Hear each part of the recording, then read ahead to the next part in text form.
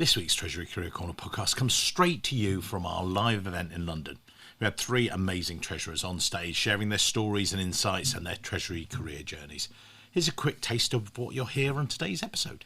Everyone always asks me, how did you make the leap from being on a site in a hard hat to being a treasurer?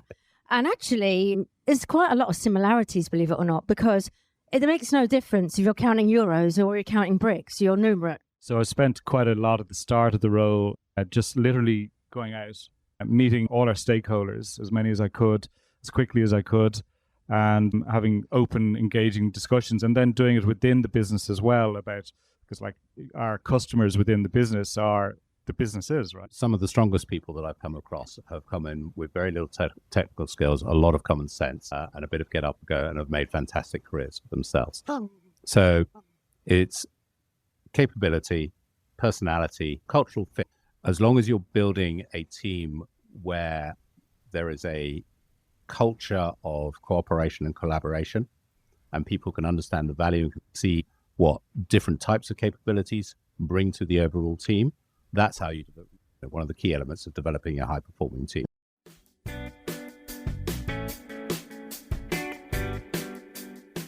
Welcome to this week's Treasury Career Corner podcast, where I interview Treasury professionals about their Treasury careers. Each and every week, I talk to treasurers about how they build their careers, where they are now, where they see both themselves and the Treasury profession going to next. Let's get on with the show. Few of you have been here before. Thank you very much for returning. That's a good thing. For those of you that haven't, we've got a couple of ground rules. Firstly, energy and enthusiasm. You've had a long day at work, but you've made the effort to come here, and we're very grateful for you doing that. I mean, you've got three incredible treasurers and a recruiter. Can't have everything. Sorry about that. But I usually do this thing, good evening, blah, blah, blah. We're going to get one good evening, and you're going to give back the love. Good evening, London. That's better. Thank you very much. Second rule, phones. Switch them off, guys. Give some time to yourselves and your Treasury careers. You've made the effort to come here. Just switch them off for an hour. They'll still be there in the bar in a bit, so you can get back to them and everything else and look at the football scores. So don't worry. So I want to thank our lovely sponsors and our host here. So can I have where's Kristen? Where are you, sir? There you go. That's our host. Be very nice to him. You can be very nice to Sarah, but don't be too nice to Sarah and the guys at Chatham. Where are you, Sarah? Over there. You can be nice to Sarah and the guys. But they are paying for it and they're supporting us. Otherwise, we couldn't do this. Kyriba, where are you guys? There's so much. There you go. That's better. So please do make a beeline for those guys. They support us. And also they are paying for the drinks. Yeah, there you go. I can see you treasurers and you're a thirsty bunch. So who am I? As my wife said, we're going to get this photo changed. Lost a couple of pounds, thank goodness. But I'm Mike Richards, run the Treasury Recruitment Company. Enough about that. You know all about this stuff. But I talk around the world, Treasury Career Corner Lives. How did it happen? There you go. There's the team. Katie, where are you? There's Katie there. She'll be coming around with a microphone as well. That's another thing. We will go around with microphones. When was the last time you got to ask three incredible treasurers these questions? And you can put them on the spot. We'll even get, I'm not going to get Max to sing in the microphone later, but that might be in the bar later. But how did this all happen? I do a podcast. You now can get your CPD, CTP credits by listening to some incredible treasurers. And we have 2 out of 3 who have been on the podcast. No pressure, Philip, but he'll obviously be a guest at a later stage. And I've got witnesses there. So I started talking to treasurers about their Treasury careers, and I enjoyed it so much, I thought we can make it a live show like this. So now I talk to treasurers, as we're going to do today, about their Treasury careers, how they started, how they made the moves, what decisions did they make? And then you guys can listen to their stories and copy them. Because as Tony Robbins says, success leaves clues. So without further ado, there you go, some of the structure. We'll get the panelists to introduce themselves. They'll talk through how they started. Then we'll go across and then we'll come back and we'll quiz them as we go through. Over to you, Declan. There you go. Switch yourself on. Oh, that's it. Switch yourself on. Thank you. No, here we go. Technical 101. We're good. There you go. Now you're working. Thanks, Mike. Does that work? Yeah, Everyone can hear me? Great. Thank you. Thank you. Firstly, thanks for the invitation to speak here. I'm thrilled. And it's a beautiful building and beautiful facilities. So thanks. So I work in a company called DCC. We're headquartered in Dublin in Ireland. We're a FTSE 100 business. Our market cap is in around 5 billion. We've a turnover of about 18 billion. We operate across North America, Europe, and Scandinavia, UK, Ireland. So quite a diverse business. I started out as a chartered accountant. I've had kind of a career that has moved to quite diverse industries or experiences, let's say. So starting out in finance, we've gone into risk management, compliance, and more recently as finance director for an energy division within DCC. And the opportunity came up to go and get into Treasury. And what I found from my general experience was I was lacking some external financing, fundraising experience. So when we chatted about the role, and one of the things that was really important to me was to go down that road of having that external view. I found that in a lot of the finance roles, compliance, risk management roles, a lot of them were very internal focused. Mm-hmm. And then going into a treasury role gave that opportunity to have both the operational exposure within a business and then to have that external focus with other stakeholders. And that could be banks, it could be bond investors. It's a whole different array while still being in contact deeply with all our businesses. And when you first went into Treasury, if you like, and you'd heard of Treasury and everything else, I know we talked about it on the podcast, it was quite a step for you as well, wasn't it? You'd had your internal relationships, but then how did you make that transition? Because a lot of people here have been Treasury specialists for a number of years. How did you make that transition? Yeah, I think the biggest one was about building the relationships and the trust. So I had managed a reasonably small Treasury function before, but nothing to the scale of what DCC does and the amount of, say, currencies and banks that we would deal with. So I spent quite a lot at the start of the role just literally going out, meeting all our stakeholders, as many as I could, as quickly as I could, and having open, engaging discussions, and then doing it within the business as well because like our customers within the business are the businesses, right? Yeah. So asking for their feedback, and then within the team, of course, spending a lot of time with the team, talking to them, finding out what areas, where's the friction, what works well, what doesn't work well, what would you like to see done in the next 2-year window or thereabouts. So it was really interesting. I think the biggest step was just building those relationships, as I say, and getting that external lens. It was something I think I fell into reasonably well. It was part of my skill set to get into, so it was something to step into quite easily, I think. I'm going to talk more about the business and how the Treasury aspects of it in a minute, but we're going to go across to Mags. And Mags, you're going to talk us through that natural start in Treasury within surveying. That's right. So I'm Mags. I'm the Global Treasurer for Duracell. I've been there for 9 years. I actually started my working career as a quantity surveyor in construction. And everyone always asks me, how did you make the leap from being on a site in a hard hat to being a treasurer? And actually, there's quite a lot of similarities, believe it or not, because it makes no difference if you're counting euros or you're counting bricks. You're numerate, right? Number one. Number two, you're forever writing reports to the client, on cost and how that's building against the forecast. Well, we're constantly forecasting in Treasury, aren't we? And then it's being part of a team. So in the construction world, you've got an architect, you've got engineers, you've got quantity surveyors, you've got contractors, subcontractors. So it's managing all of those relationships. So unfortunately, when I went into construction, they were going through a bust, and it's very a boom bust cycle. And I got a bit fed up, and I said, I can't be doing with being made redundant every 5 minutes. So I said, what do I fancy? I thought, I've always liked the idea of money markets and FX. And so I managed to get my first role at Waste Management.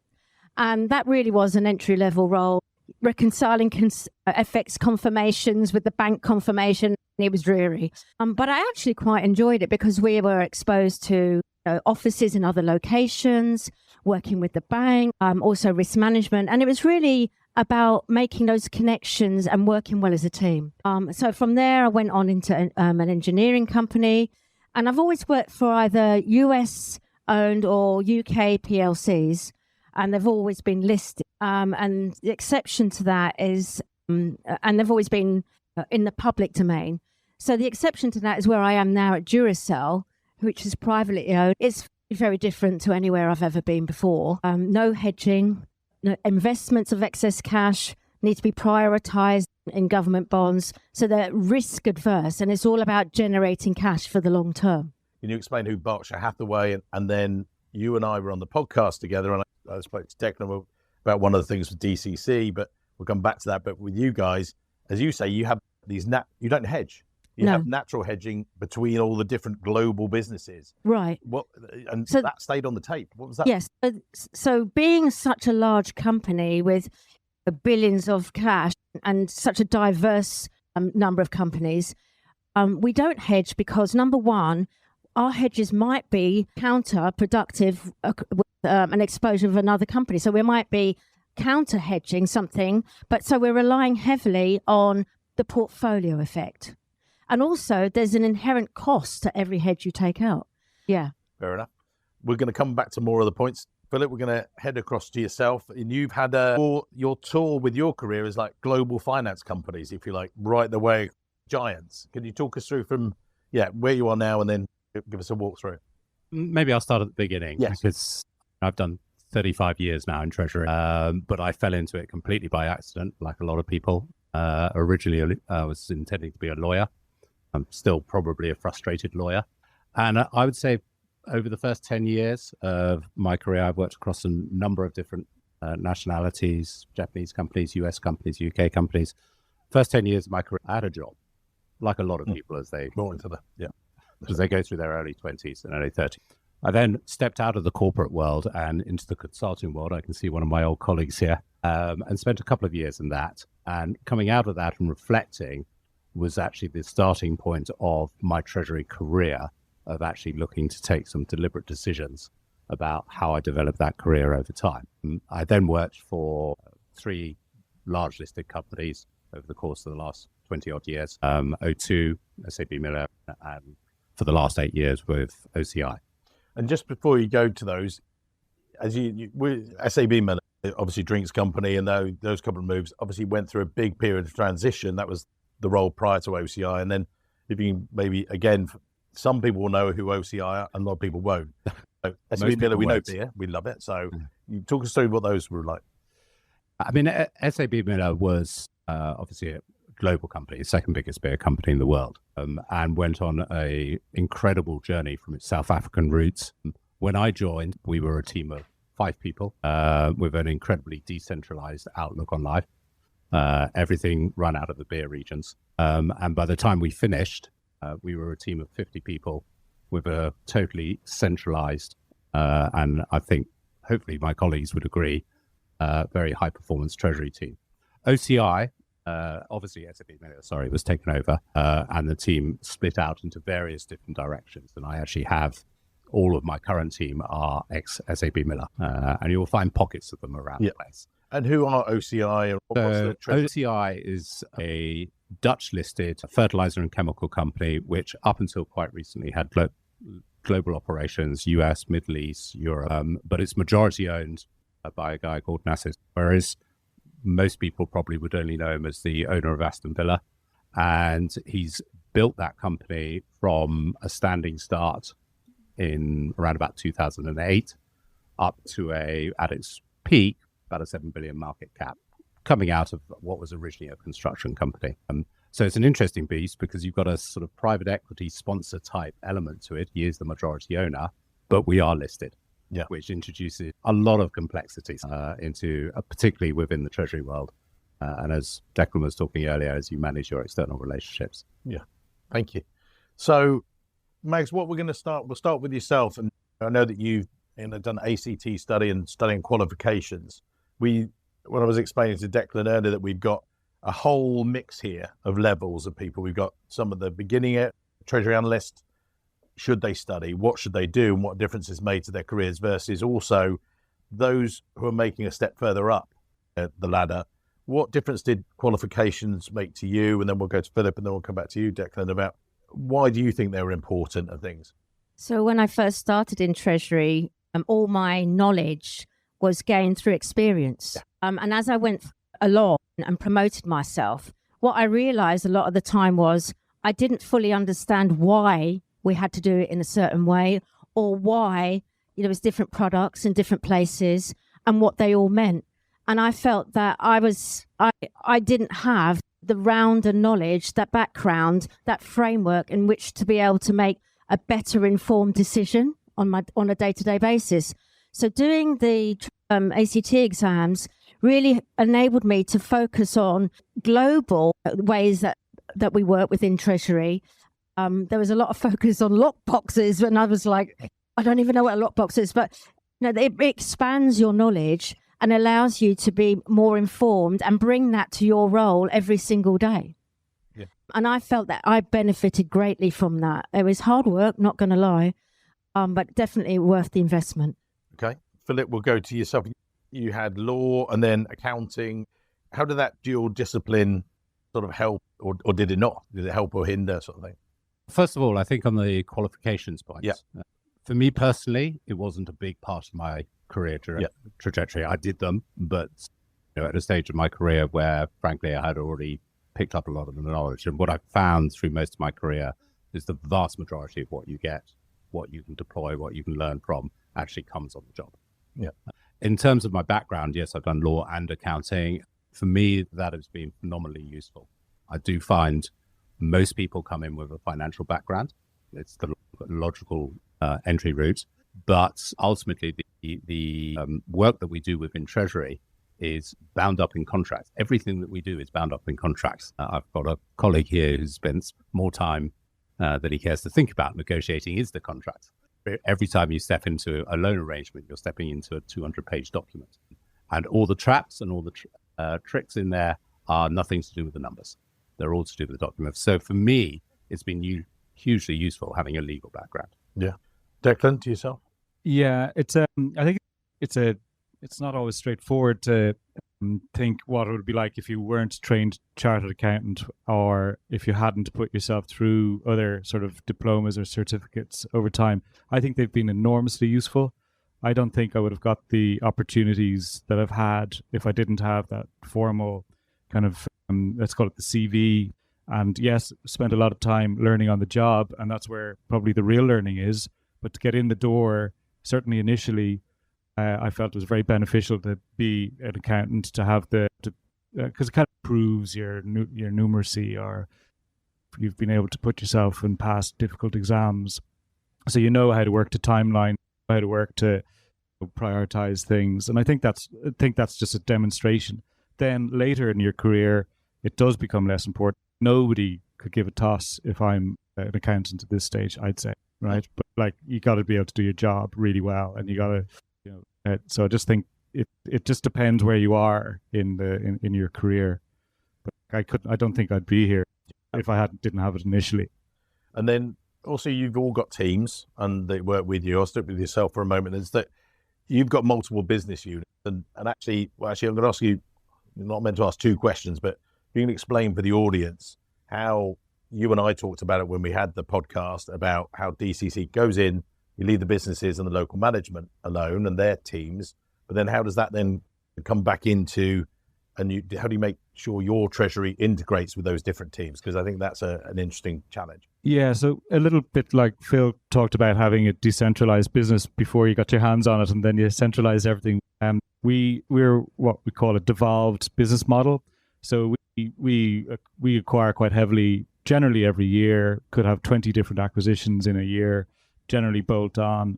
And so the one thing that it really is held tight is the balance sheet in the group. So we do empower local businesses to remain local. We generally don't put our brand on businesses that we buy.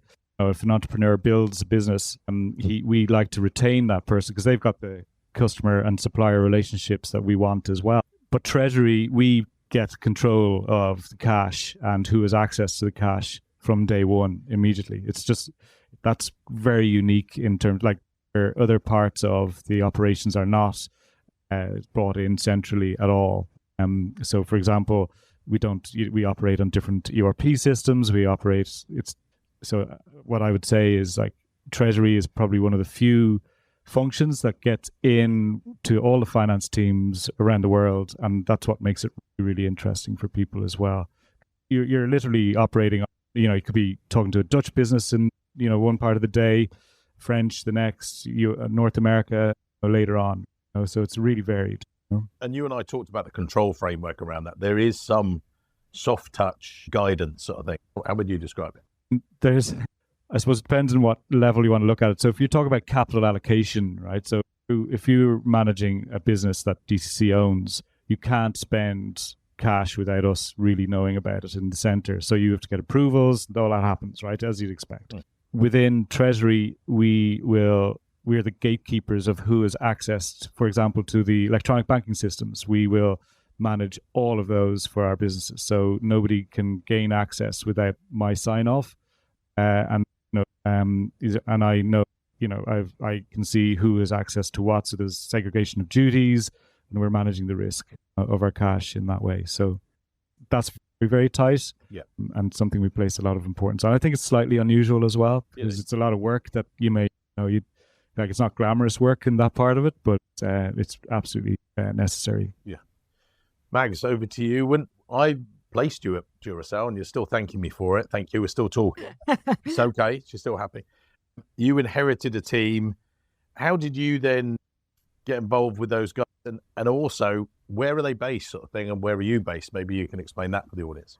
So I didn't join as the treasurer. I went in as the international treasury manager. And to give you some background, Duracell is actually a startup company. Although the brand's been around for 60 odd years, it was only carved out of P&G 9 years ago, and they handed us the balance sheet and the P&L on the 1st of March 2016 and said, here you go. So at that point, it was all hands on deck, and we had numerous contractors. We had quite a big team at the time. The majority of them were placed in Chicago, and I was actually the only one outside of Chicago at that time. And as we've stood the company up and matured, because we want to simplify and automate our processes as far as possible. So the second CFO had a vision of a data lake where we would be self-serving. We would go in and pull data rather than having to ask somebody to generate a report for you. And so during this transformation, we went through several treasurers, and now I'm the global treasurer, but I have a staff in Chicago still because that is head office. And I have an analyst that's based in Barcelona, and I'm still in London. We do get help from other functions from time to time, but really we're quite a small team. We have flexibility to work wherever we want, and we are having a core number of hours every day to catch up and ensure that things get done. So the team is very small, and the company is still transforming, but it's really about automation and simplification to move away from all those manual tasks that we did on day one, which are not value added, and making sure that we're moving more towards the analysis to make better decisions or provide data to the board to make better decisions. Okay. Philip, you built teams across Treasury, if you like, throughout your career as well. We're a recruitment company, but that's not what the aim of it is. What do you look for as a treasurer when you're hiring, and what are the red flags, if you like? What are the things that stand out for you, if you like? I remember we talked about this. I think the first thing that I'm always looking at is capabilities rather than we've had this conversation before. Some of the strongest people that I've come across have come in with very little technical skills, a lot of common sense, and a bit of get up and go, and have made fantastic careers for themselves. So it's capability, personality, cultural fit, but not cultural fit if there is one way of doing things. There's one, but a set of values that you work to. The technical skills element can be taught. I've taken people on who know 30% of the job, virtually nothing of the job, as well as the classic 60, 70%. As long as you're building a team where there is a culture of cooperation and collaboration, and people can understand the value and can see what different types of capabilities bring to the overall team, that's how you develop. One of the key elements of developing a high-performing team. So I look for a blend, but I'm looking at capabilities rather than skills. But how do you measure or assess that when you're interviewing someone? Because it's great you're saying they collaborate, but how do you actually measure it, or how are you assessing it? It's difficult, and bluntly, for the last few years, I've slightly cheated because I've hired my old team members. So, We put it right before. I think probably the best example, I was heavily involved in graduate recruitment when I was at SAP, and we brought a number of people from the graduate program directly into the Treasury team. So with zero experience whatsoever. A little bit, I'm afraid, is just feel, as simple as I remember one particular conversation with HR where they were querying the psychometrics of a particular candidate. And my response was, you sat in the room with me. This was the only person that we had who had the light switched on, who was engaged, who was thinking, who was taking their time. So a lot of it is feel, I'm afraid to say. That there isn't a lot of science. I've made some very bad hires in my time, but all of the good hires I've made have typically been based on an assessment of they have the drive, they have the capability, they have the intellectual curiosity to take themselves forward. That's what I'm looking for. So in about 15, 20 minutes, you're going to get the chance to actually interview these guys, ask some questions that you want to. So do start to think about them. We will cover AI in a bit because we've got to. Sorry, it's just the rules. Everyone says about it. Yeah, ChatGPT told me to ask that question. I didn't want to ask it, okay. Max, we're going to start with you, come back through Declan, then Philip. Success, setbacks, turning points to your career. I know you and I, again, we talked about this a little bit on the podcast. Biggest challenges maybe since you've joined Duracell, and how have you navigated them? And then we'll do the same with Declan and then to you, Philip. So the biggest challenge at Duracell really has been the transition from the startup company to maturing to where we are now. And it's an ongoing thing. It's continuous development. So I now have one full-time person and a 0.4 of a shared resource.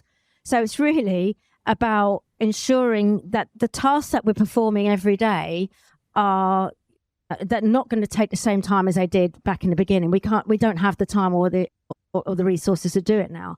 And I'm employing a lot of technology to ensure that we're not spending that time on a manual effort. And also, it's the key to it is, as Frank was saying, Philip, sorry. That's right. Philip was saying, having people with the right energy on your team that can be agile and adapt to new situations, because no 2 days are the same in Treasury. And we're always putting out fire drills. And the challenges are just being agile and being able to adapt and be flexible and having that energy and drive to keep going. Yeah. Declan, yourself? Yeah, in terms of challenges within the Treasury role, I think that the main thing I observed when I stepped in was that there was a lot of manual work being done and a lot of hands touching various parts of flows, let's say. And one of the things that it's been really important to me is that we build a Treasury function that is appropriate for the group and the ambitions of the group. And that means automating flows where you can. It means making sure that you don't have people who are getting completely bored in their job because it's a lot of inputting. Some of that be taken off? And of course it can. The challenge with it is that things take a lot of time. So digital transformation takes time. You need to have the resources to do it, obviously, as well. And you need the partners to do it with. We've made massive progress, like extraordinary progress, where we were at like 15% of payments were automated 2 years ago. We're up at 90 now.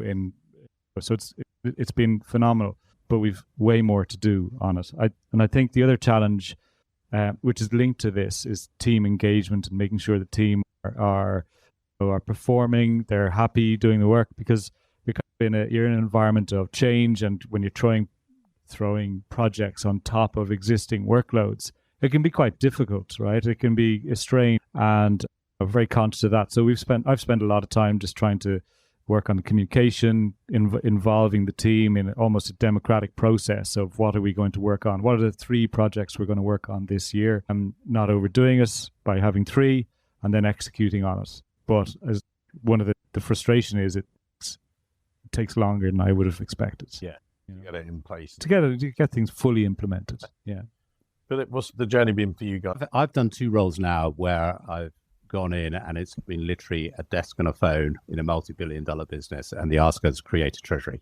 And so the most important thing I found through all of the kind of scenarios that you both already mentioned is focus. It's focusing on what is important at that particular time and making choices, making decisions about what you can leave, what works. It may not work perfectly. It may not work particularly efficiently, but where can you get the wins that create the most impact early on, the most visibility early on? Because for two reasons. One, that gains you the credibility to continue to invest from whoever the capital allocators are. So you've got to get those wins up. But it also builds that energy within a team. So whether you're starting with one person, two people, five people, whatever, if they can see the journey that is beginning to creep forward, if they understand, and sorry, this is perhaps jumping ahead to one of your later questions, but they understand and are bought into the journey, then you can achieve an incredible amount very, very quickly. You need that buy-in, and you need to be able to make sometimes quite difficult choices and to fight for that choice. Fight for those choices. I've had countless arguments with my CFO over the years on, I want you to do this. Yes, I know you do, but it actually works. It's fine. What we need to focus on is this. And just be prepared to have those arguments. And you say there's a journey to go on. That's, I was talking to someone the other day in our business group and they were going, oh, I just want to do this. I said, none of it matters. Where do you want to get to? Because otherwise you can wander off here. Oh, this sounds great. I said, but you want to get to. With your journey to get to that successful treasury, as you said, you walked in, it's a desk phone, right, off you go. What's your checklist, first of all? And then what does great look like? What's the end goal, if you like? In the checklist right at the start, it is where are the potential disasters? Right. What do we have to mitigate and get under control? What are the fires? Right at the start. What are the potential fires? What are the fires today? And bluntly, what are the things that could get me fired or my boss fired? We deal with those first. After that, it is so situation dependent. But I think there is a fair amount of, I wouldn't like to say bodging, but it's not far off. It's getting to a level of stability that you can then start to build and focus and look for those incremental improvements. The difficulty is, as you've mentioned, there is a journey and you want to describe a place to describe a target, but ultimately the journey never stops, because what you're trying to do is to build teams which are based around continuous improvement, based around a restless energy to always look to improve. For that, you have to empower your people. Obviously, it's all fairly standard. You have to allow them to make mistakes. You have to put the sort of protective blanket around them so that they can actually develop on that journey as individuals, because that's what, again, creates the energy, creates the feedback loop that allows you to push and push. Yeah. I want to stay with yourself and then we'll come back through Mags and Declan. Obviously, I joked earlier, ChatGPT, automation, it's everything, you go to every conference, everyone's doing it. But rather than just focusing on the now, where do you see it's going to change over the next 3 to 5 years? 3 years, really. No one knows where it's going to be in 5 years. What do you see? You've just talked about that journey and things like that. What difference are you seeing it, or what are your thoughts? You've been through this a few times. There's the obvious elements around automation and further thinning out of resources, etc., which worry me because having an insufficient bench of talent coming through, having people who are not getting the experience at the early stage, I think will ultimately be adverse for the profession as a whole. But the opportunities around automation of being able to analyze data in different ways are clearly there. I think, one of the observations I've had from some of these live sessions, I did it, we had Dana Laidholt, Global Treasurer for NASDAQ.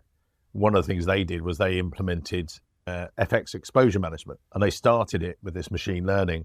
For them, they were doing it originally manually, then they went into manually monthly, and then it became weekly, daily, and then second by second.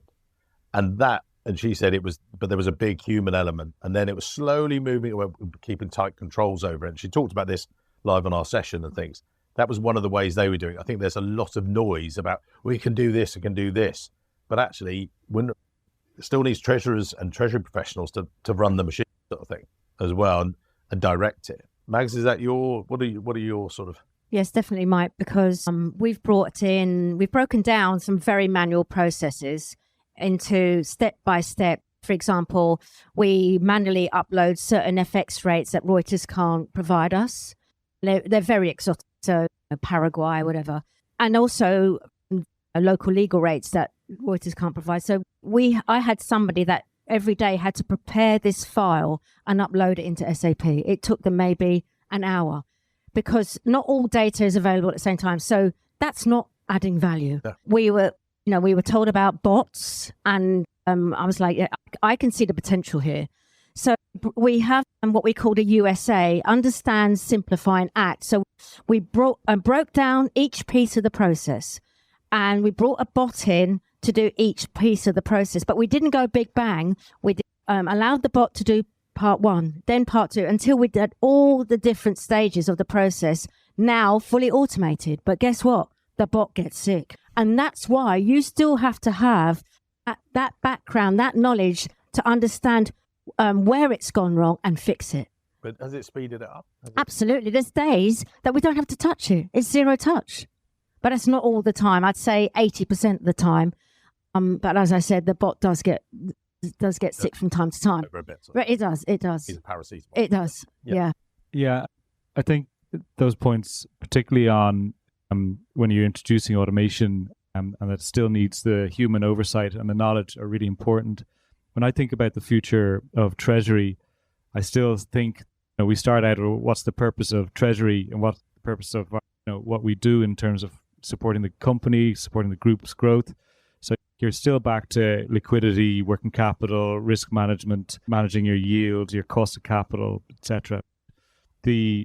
There's a role definitely in AI in all of those, but it's another tool in the box. You still need to be able to make your decisions. You still need to have a team that know what they're doing, because I think you're dealing with one of the biggest risk areas in the businesses. The idea of cash going out the door or some really wrong analysis, the consequence of that is very, very high. So you do need your expertise. And yes, a machine can offer definite guidance and definite support, and it can tidy up processes, and workflows can be smoother, and hopefully our team's time is freed up to be a bit more analytical instead of manually inputting. But ultimately, we need to be on top of what is the ambition of the group, how are we serving that, and that takes human. I think that takes human judgment, and it takes analysis and thought. I can't see that moving away too fast at all. Max, I'm going to come to you first for this, and then we'll go to Philip and stuff. Hybrid working, and now I've covered this on lots of these sessions, so I'm not going to deep dive too much. But what I wanted to ask with yourself, and then how do you, in this flexible working environment that we went from 100% in the office to not, but you were actually pre that, and you didn't have that experience, which was great. But how do you then ensure that Treasury still has a seat at the table without that face-to-face, or with a different measure, a different balance of it? If that's all. So it's all about building the network. I was very lucky that in my current role at Duracell and my prior role, I travelled extensively to every legal entity, sometimes many times, and also to head office in Chicago. So in Subsea, I was in Africa, Angola, Mozambique, Nigeria. And it's really understanding the challenges that the teams down there are facing every day. Because, for example, if you're not getting the numbers at a certain time on a certain day, there's a reason behind that. And it's not because they couldn't be bothered. It's because they probably didn't have internet for 2 hours. So it's really important to know the challenges that the teams are facing from day to day, and understanding that and trying to put workarounds in place to support the difficulties that they're facing. So, and also that face-to-face, it is worth everything. It's learning about the person, their family, what they enjoy doing, and remembering that. And then they show that you've really considered them and thought about them, and they're more motivated to work for you. But now I've gone to the other extreme where I am now 100% working from home. Yeah. So I'm lucky to have built those networks and had that experience of being with people. But I really do think that the younger cohort now really need to be at least in the office half of their time, because they're not going to get those experiences. They're not going to have those conversations where they pick up something that they wouldn't have done on an email. How do you maintain that culture with your guy that's in Barcelona, for instance? Yeah. How do you instill? So when I onboarded him, obviously it was in the middle of COVID. I had to speak to him every single day because he was probably the only person he was speaking to. And I did say to him, "Oh, Sebastian, we don't need to talk every day if we don't want to." He said, "No, I want to." So I maintain that close contact with him and also with my resource in Chicago. We are constantly pinging each other. This is going on. Can you show me how to do that? What can we have a quick call because I'm not quite sure. So it really is still maintaining that contact, even if it's virtual over Zoom. And so I still don't see him much today, but I still feel that we're very close. Philip, for yourself, how do you maintain that sort of that cohesion or brand, if you like? Or my team is now fully remote. I've seen them in the office maybe once or twice a month at most. It's pretty much exactly the same as you've done. I think the key thing is I try and keep at least one call a week is just a general catch up. No specific agenda, no specific project that is attached to. We're all on calls with one person, two people, five people, where you just focus on one issue. So it's just having one piece of time, trying to replicate the kitchen conversation or the water cooler conversation, where it could be anything. It could be work, personal life, general catch up. What are you doing on a holiday? It's just to try and keep that level of sort of personal communication, as opposed to every single thing being, I'm busy, you're busy, let's focus on the piece of work. That for me is very important. I find I've not had to manage with one team the transition. I've worked with teams which have been fully office-based. I've worked with remote teams, and as I'm lucky enough to have a team that have all worked with each other before. Talking to people in other firms, managing that transition across some of the issues that you've just described is incredibly difficult. And again, I don't have the answers to how you do that successfully. No, but from a maintenance point of view, make sure you keep personal contact as well as just work contact. And the balance for you guys, or how does it work? Yeah, so we have a 3-day week in the office. So 2 days. So 2 days you can work from home. It's quite interesting. I had an experience during the year where I had purposely left that 3 days to be at your discretion. I was soft about it, right?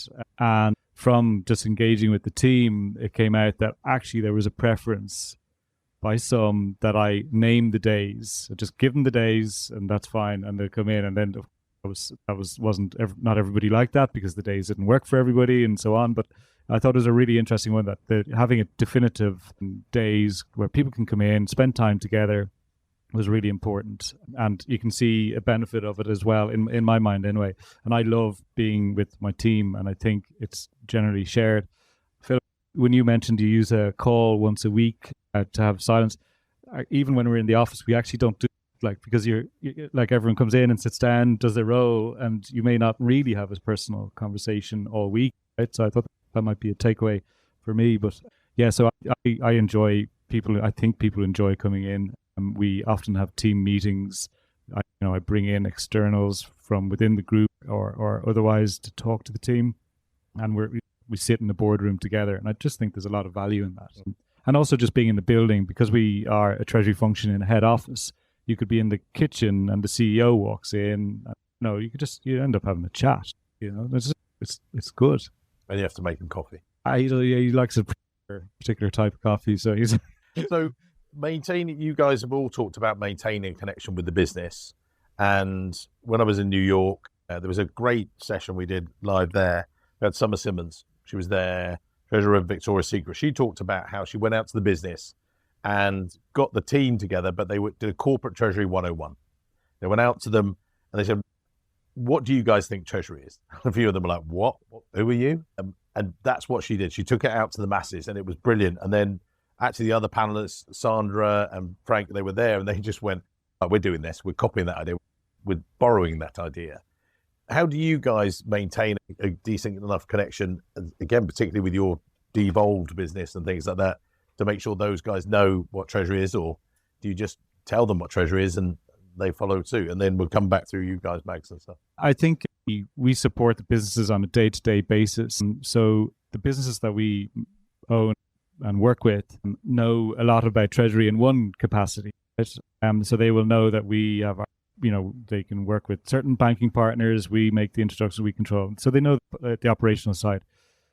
What the businesses really haven't seen until probably we started speaking about it a bit more last year was some of the kind of the funding of the group side.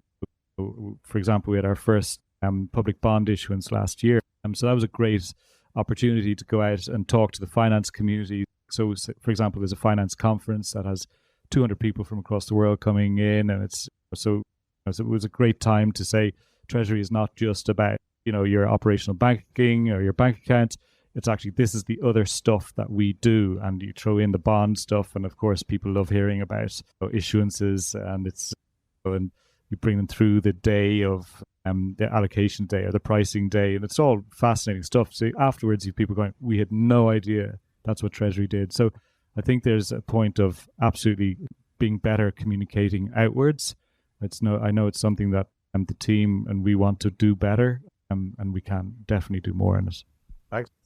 Similar to what you said about the Victoria's Secret lady, we have a rolling program of what we call value architect training. We develop trainings around different subjects. It's not just finance, but marketing, for example. I've done several trainings. So it's about cross-fertilization of departments and functions and learning about what they're doing and also them learning about us. But more recently, I've been providing specific trainings to the service centre because they're split into groups A, P, AR. They don't see the joined up view, and they don't understand how correspondence banks are taking money and also how the payment systems work and how it clears. So I developed a training around that and have delivered that. And all of the trainings that we provide are shared on a LinkedIn learning site that we have internally. So when you're onboarding a new person, you can direct them to the link and they can just help themselves. Download it. Right. So I think like developing training, not just general ones, but specific. So I had another scenario where we had an issue with a payment where somebody approved something that they didn't, and they were quite new to the company. So I was asked to deliver a training around segregation of duties, how we separate the inputting from the approval. And also it was like a refresher because although a lot of people are still there from day one, 9 years ago, we still have had a lot of turnover and a lot of new people. So it's good to keep that going. And it's good for me also to rethink about what we're doing. Does it still make sense? Yeah. Yes. I think for me, the best advocates for Treasury are not necessarily Treasury themselves. It's actually the people that you're working with in the business unit. So one of the things that we did within OCI is inevitably, as we run with a business partner model, we're working with individuals within the individual units, and we will bring them into Treasury. So they actually become part-time, not officially, part of the Treasury team. They sit there in our team meetings. They become the advocates for us. So they see more than they need to see as related to their business, but they see the value that is being brought by the Treasury operation, and they're the advocate for Treasury with their own business units.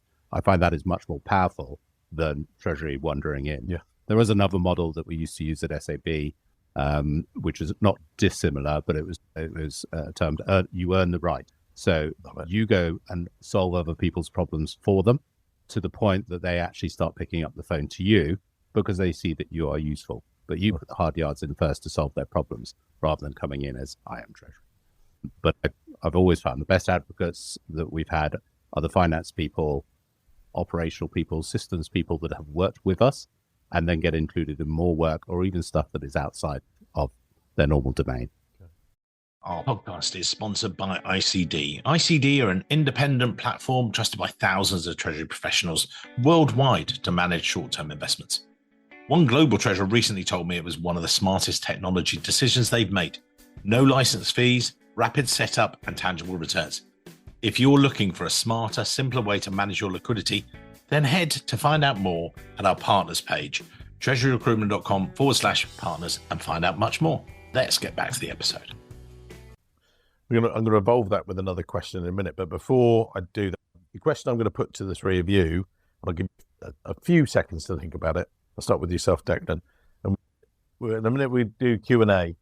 And you get a chance to do that because we've also got some great takeaways from the panel. But here, if someone is sitting out there and thinking, how did you guys get to where you are? What's the one piece of advice they won't really hear in a textbook or maybe aren't get told that you guys have thought about So I'll give you a few seconds to think about that one. I'm not just going to drop that straight on you. It's going to go across to you. So, Katie, where are you? So Katie's got a microphone there. Questions, please, from you, lovely audience. Oh, we'll go straight to our host. Actually, I'll go straight to our host because I want him to let me have a drink later. There you go. I promise I will. Yeah, thanks. Thank you for some really fascinating insights about developing internal networks and relationships.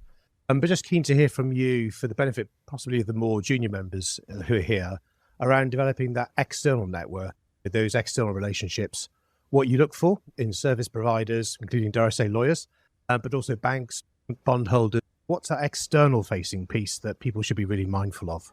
Okay. We'll start with you, Max, because you've got a microphone. I'll steal it back. So they need to be mindful that it's not a one-size-fits-all proposition.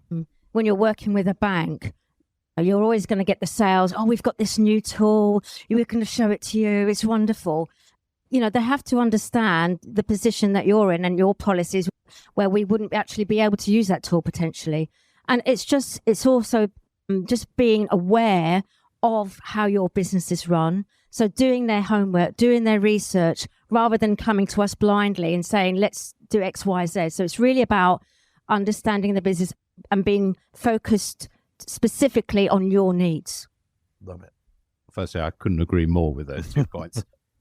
Certainly on the service provider side, I'm looking for a commercial outlook as much as technical skills, which I think is pretty much the point that Max hit on as well. Do they understand what we are trying to achieve? How are they looking to add value to us in a way that is allowing us to come back to them and solve further problems? In terms of network building, I don't think it's really a great deal different to how you build your internal networks. You find people, you talk to people, you will work out the people relatively quickly that you can have a degree of trust in, and you build from there. And also you make the effort to come to these evenings, right? It's November, right? Sign up. Okay. It's all right. Yeah, so very similar again. I think when working with partners, there's a huge value in openness and honesty. So where my experience is there's a lot of people who claim to be able to do a lot of stuff. And when you get into scoping something that you want done or something that you think should happen, then you might hit a few roadblocks along the way, and it's very disappointing. I think so it's that building the credibility, building the relationship with somebody. It takes time as well. It can take quite a long time sometimes, but it's always worth it. I think choosing your partners that you're working with, it's just fundamental to your success. But we would definitely try and work with the leading kind of people in the world or in the field that we're looking at. In terms of where the network, it's exactly events like this. Yeah. And others, and also I think just there's like the ACT, for example, is a great event for us, and just being open to a few, the odd cold call as well. Sometimes they work out. Yeah. I saw a couple of other hands go up. There you go. We'll let Charlie go. He's come all the way from the US, from New York for us. Hi all. Quick question. More curious, how are you guys managing your cash forecasting on a day-to-day? And are you guys utilizing a TMS system such as Kyriba for that on the panel?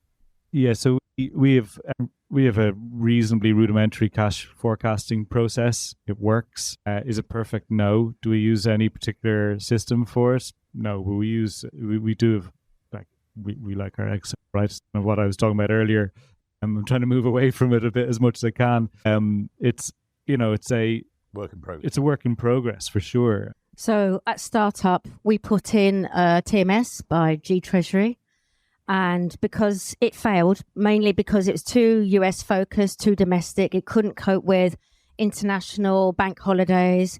There was a lot of various limitations, and we invested heavily in building this thing, and it didn't work. So that went away. And then we also tried to implement SAP Treasury module. But that was some time ago, before AI. And the difficulty with that was it couldn't really cope with the AR.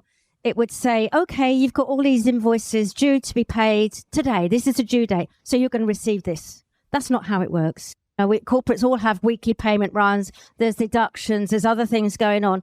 So it really couldn't handle the AR piece. So we went away and had a bespoke Excel model built, very simple model. And we are always looking at continuous improvement. So we've now got bots that's going out to the banks, pulling in bank statements, going into SAP, pulling in AR, AP data. So it's really reduced the burden on those departments and on us. So it's a much less effort involved. And it provides all the information that we need. It provides a comparison to a 13-week forecast, but it also gives you where we landed last week and the week before, so we can see our progress. Yeah, love it. Philip? Similar. We have direct linkage from the ERP to our treasury system. We have automated sweeping of balances and flows. I suppose the one bit that we've led over the top is, again, the relationships between the cash management team and the business units. So there is an overlay, normally done on a weekly basis, which is sense checking exactly what is coming out of the machine. That for us is absolutely critical for all the reasons you just described. We've got time for one more question, then we're going to do takeaways. We'll do David. And the great thing is you get to ask our panelists in the bar, so it's great. David Hannigan, TIS. Quick question. Philip, you touched on it earlier, the conflict sometimes with CFO. I just wondered if there was any specific examples you could give for where maybe you've reached an impasse with the CFO. Conflict, discussions. Okay, heated discussion maybe, and how you've particularly dealt with that situation. I didn't give him that question. No, that's right. Yeah, it gets interesting, obviously. The closer you get to the CFO, the longer you work with them, the more open the discussions that you can have. So I think the approach in the early years of my career at OCI, the first 2 or 3 years, was very factually based. This is the position. This is what I am recommending. These are the reasons why. If you know something that I don't know, then fine, let's discuss it. But bluntly, you pay me to come up with the recommendations on the facts to hand. So the only reason that you'd be disagreeing is there's something that I don't know. Later on, as I was more embedded in the strategic thinking of the company, and it becomes much more less a question of numbers and more a question of opinion about the direction that we were going in, it became more fundamental. It's what are we trying to create?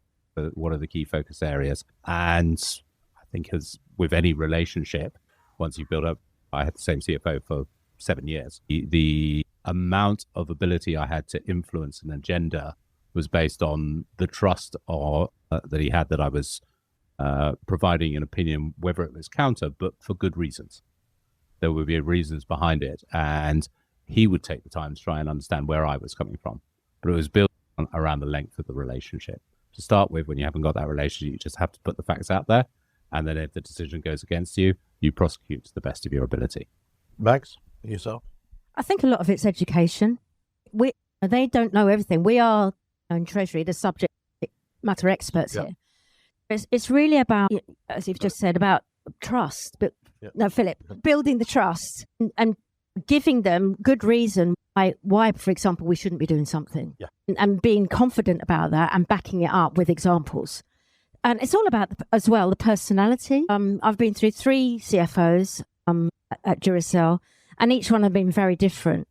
It's adapting to their style of management and leadership, and maybe being more direct or less direct, depending on who they are. But it's really about delivering data and convincing them that you know your stuff. Yeah, not a lot to add to that, because in fairness, it's about that relationship and being pretty much fact-based when you're presenting. If you need to present a case, or if it's a little bit softer about a vision, then I think that's a judgment call, right? I think that's about a relationship and fostering a good relationship. I try to have a very open dialogue with the CFO of the group, and it is. And I think I don't really have, there's very rare that there will be an instance where we don't see eye to eye. We're very much aligned, and I think maybe that's fortunate, right? Okay. Now I can see you're quite a thirsty crowd, so we're going to go to our takeaways from our lovely panelists. Maybe pick out some of these. Don't forget, we have got the one piece of advice you weren't hearing in the textbook. That's going to be our closing for today. But Declan, your key takeaways, you got them. What did you say? Yeah, when asked to put these together, it was more just trying to summarize what is it or what way, and it's the way more my mind works than anything else. So I would always have tried to visualize where I wanted to be, or what sort of role it would be, or what sort of skill sets it would require, and then trying to find those opportunities along the way to build those. Not always knowing that you'd end up maybe as head of Treasury, but knowing that it would be good for you at some capacity at some time. And then mentioning the calculated risk, where you might, like in the past, I was offered roles that definitely threw me out of my comfort zone, and just you have people who believe in you. There, so take it. It's a calculated risk, but you know that it's likely to work out. Back yourself on that, and then just maintaining that positive perspective, not getting dragged into any kind of cultural negativities if they exist, and just keeping that positive outlook, I think, is really, really important. Fantastic. Mags? I think the key things that I've come across in my career is, number one, being resilient. We all go through difficult times. We've all challenging situations, companies going into liquidation or almost going into liquidation, and really having to fight every day. So it's building up that resilience and learning from the best experience is often the worst experience. Having to say no to something. So easy to say, yeah, we've got tons of cash, let's do it. So the second thing I think as well is like embracing change, because no 2 days are the same in Treasury, and no two companies are the same. And it's all about, taking direction from the business, doing your best to support them and guide them through every day. But I think my number one takeaway here is be authentic, be yourself, actually care about people and their families and their situation. And that's how you get the best out of people. Yeah, I think probably two things I'd focus on. One is, and it's come up a couple of times during this chat, is around trust. And I enjoy working with people that I trust.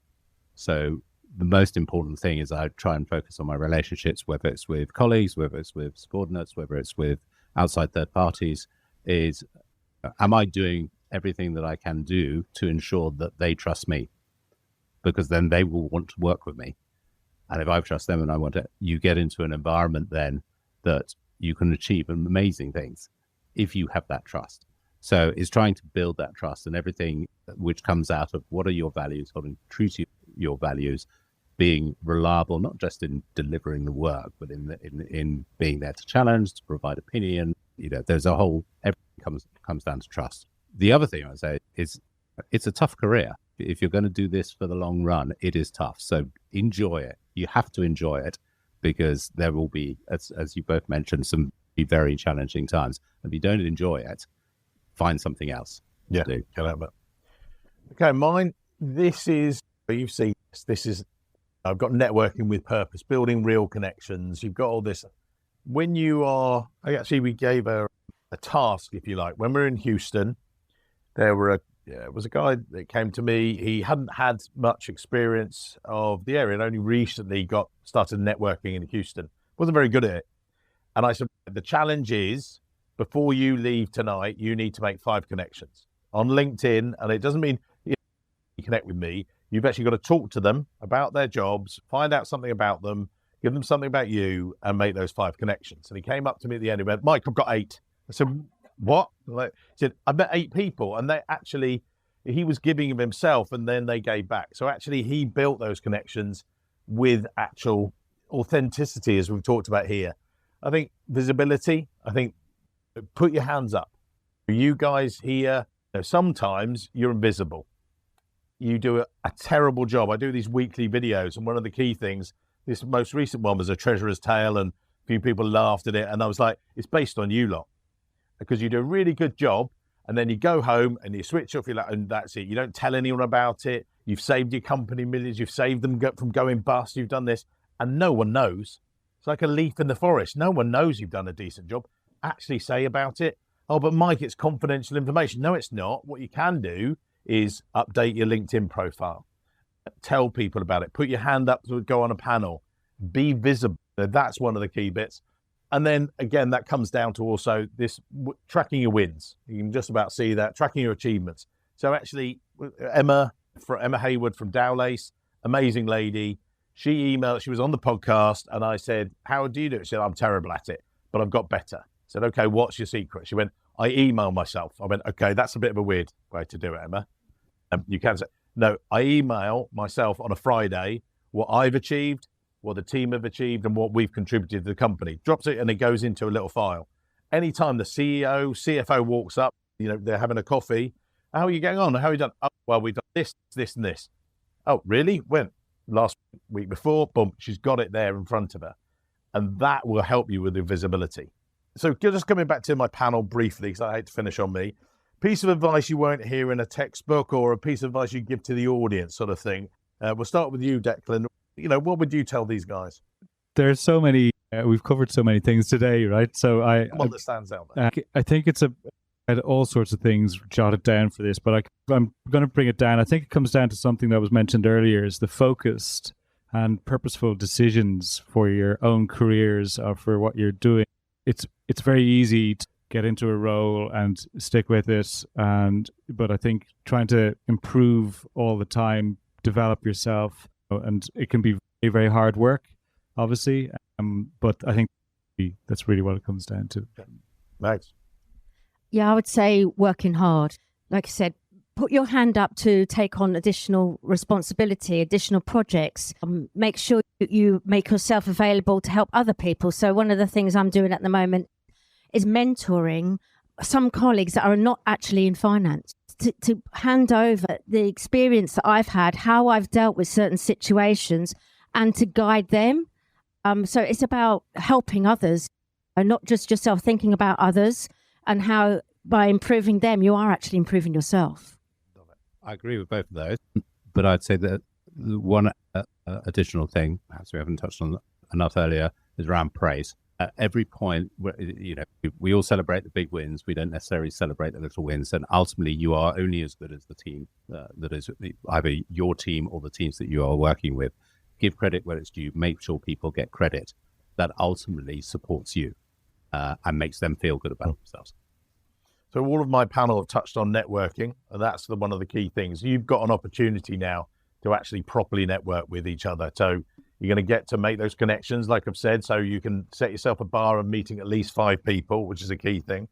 Now, one of the good things, lovely Kristen, he's made it so that it used to be we were drinking on this floor. Now you have to go with the floor above. And before any of you think you can just sneak off, we've moved your coats upstairs. So good luck with that. You have to get up there to get your coats. So we're going to make sure, and then we're going to switch off the elevators, so the escalators. But yeah, so your coats are upstairs. All that remains is put your hands together. Amazing panel, please. Thank you very much. And now you can drop the mic and we're done. Sarah Block. There you go. Thank you very much. Today's episode of the Treasury Career Corner was brought to you with the support of our partners, ICD. If you're looking for a smarter way to manage your short-term investments, ICD's independent portal gives you access to a full range of investment products, integrated analytics, and a simple centralized platform built specifically for Treasury. If you head over to treasuryrecruitment.com/partners, you can learn more, and we'll be able to connect you with the right person at ICD for both you and your business. Many thanks for listening to the show, and thanks for your continued support.